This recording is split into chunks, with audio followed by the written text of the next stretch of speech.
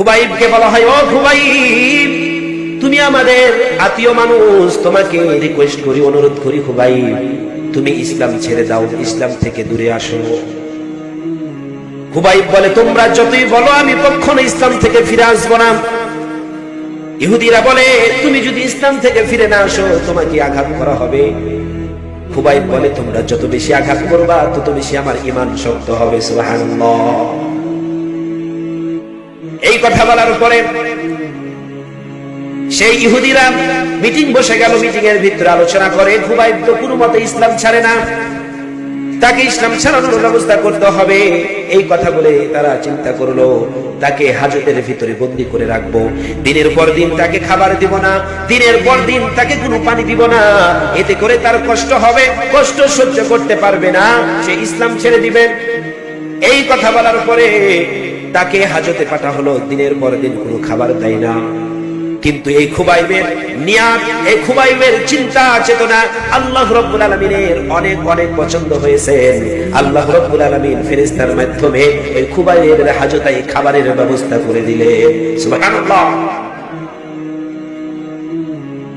জেলখানায় খুবাইব বসে আছে। 10 দিন 20 দিন 1 মাস চলে যায়। খুবাইব পানিও চাই না, খাবারও চাই না, সুন্দরভাবে বসবাস করে। ইহুদিরা দেখছেন কি ব্যাপার, আমরা তো কোনো খাবার দিই না, তারপরও তার কোনো খাবারের প্রয়োজন হয় না কেন? এভাবে হবে না, তাকে ফাঁসির কাস্টে নিয়ে যাও, ঝুলিয়ে মারতে হবে। খুবাইবকে নিয়ে চলে যাওয়া হলো ফাঁসির মঞ্চে।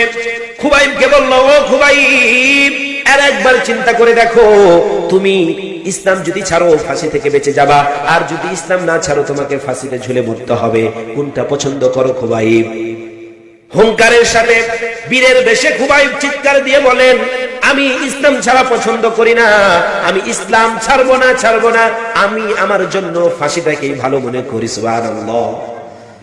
খুবাইব কি বলল? যুবক সাহাবী কি বলল?